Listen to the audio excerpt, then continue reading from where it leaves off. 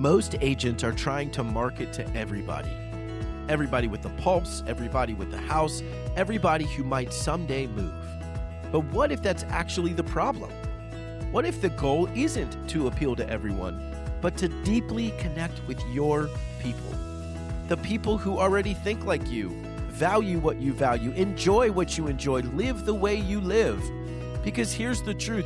People work with people they like and people they are like. And the fastest way to build a business you love may not be becoming more professional. It may be becoming more yourself.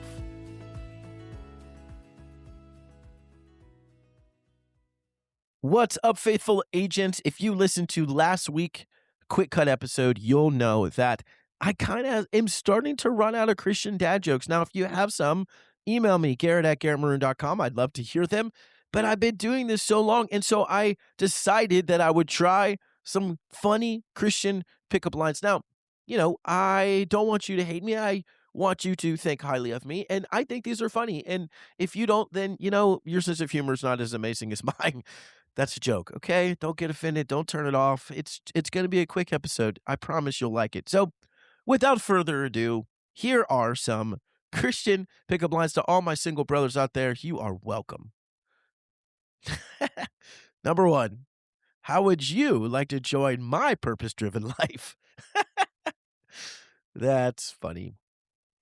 So last night I was reading in the book of Numbers, and then I realized I don't have yours. That's funny. What if you could build a business that you actually enjoy? The industry keeps trying to create a one-size-fits-all approach to success. We talked about that last week on last week's Quick Cut. If you didn't listen, go listen. Generic branding, cookie cutter social media, agents copying agents, professionalism becoming performance. But I'm tired of this industry telling us we must disconnect our internal wiring and become someone that we've never actually been before in order to succeed. That's not alignment, my friends. That's submission. So I want to talk today about what I call affinity groups.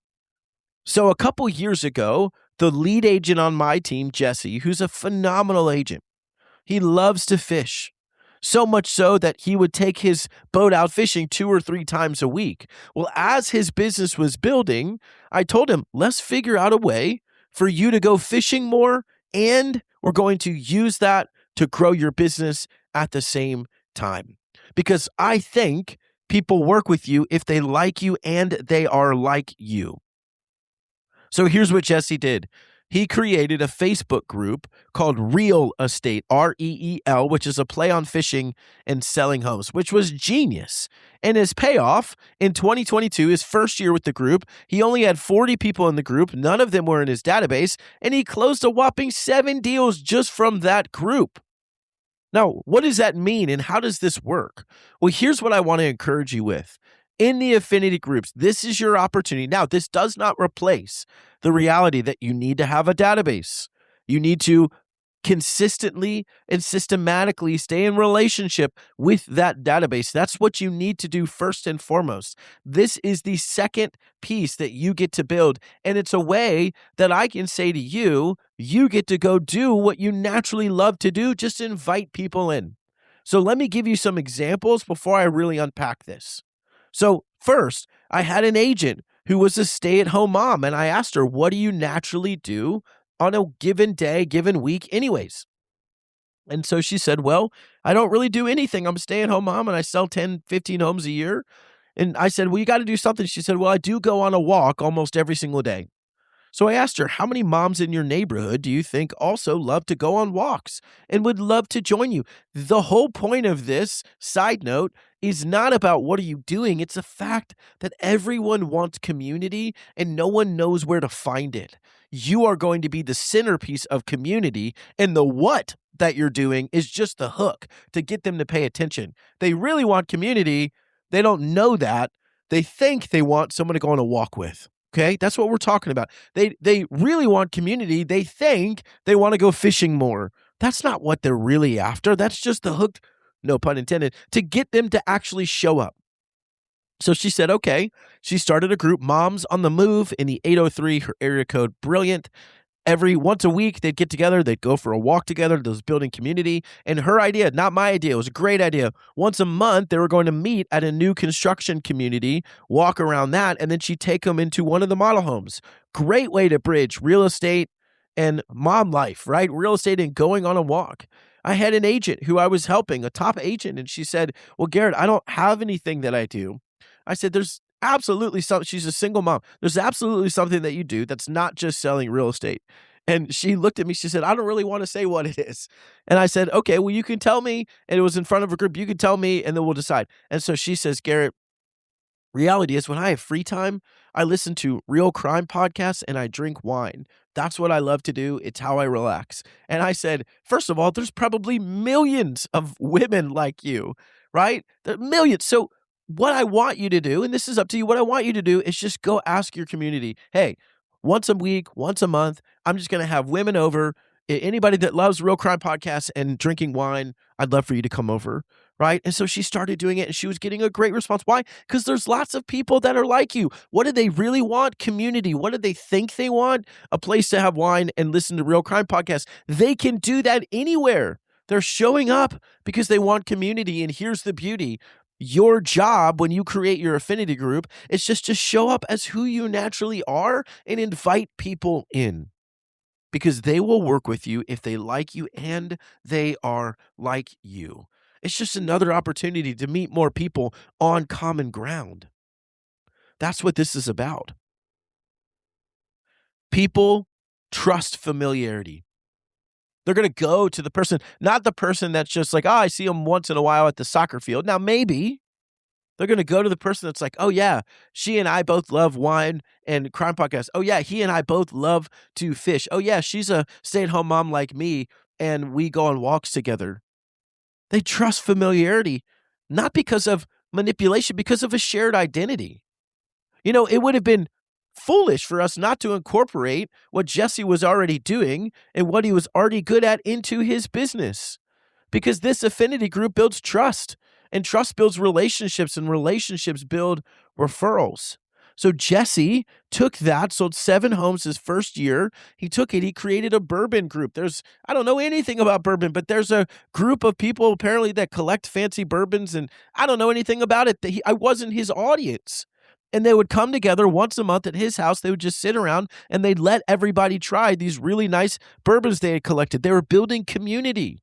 Right? Community is what they wanted. The hook was the bourbon. And so they showed up and he sold an $850,000 cash purchase from that group. How do you show up and invite people in to what you're already doing? The purpose of the events, the purpose of the coffee dates that we do and the coffee meetings that we do in my database training and our systematic relationship training, the purpose of the affinity group. The whole point is to engage them in community and celebrate something they already want to do, to be a friend, a real friend, and not just a real estate agent to them. That's the point. They think of Jesse as their fishing buddy who's an agent. That's huge because you're not building a marketing funnel. You're now building community. Now, contrast this with hustle culture. Because most agents ask, how do I get more leads? But maybe the right question for you is, who are my people? Because as I said last week, the greater you are in alignment with who you naturally are, the greater success you will have. I want you to find out what you love to do, crush it, and build a big business by being exceptional at being yourself. Invite people in to the life that you already enjoy living. Not into everything, but pick something. What do you love to do? What do you want to show up and do it more often? They want community, but they think they're coming to play volleyball. They think they're coming to play pickleball. They think they're coming to get together and plant plants and learn how to garden. That's not why they're coming. They're coming for community. Invite them in. Build another leg to this business. Have your affinity group, because maybe the business breakthrough you're looking for isn't hidden in another script, another CRM, another lead source, another marketing trick. Maybe it's hidden in finally giving yourself permission to fully become yourself. Your people are already out there. They're waiting for someone who feels familiar. someone who understands them, someone who shares what they value, someone authentic. And you don't need to become more fake to grow. You may actually need to become more real. I love you, faithful agents. I'll see you next time. Hey, Christian agent, I hope you enjoyed today's episode. If it resonated, would you take 30 seconds and share it with another agent who's also trying to grow their business without losing their faith, family, or peace? That's how this message spreads. And if you haven't yet, hit that subscribe button so you don't miss future episodes. I release new ones each Thursday to help you build success that actually lasts. It genuinely fires me up knowing this podcast is helping you pursue excellence to the glory of God, both at work and at home. I'll meet you back here next week for another episode of The Faithful Agent.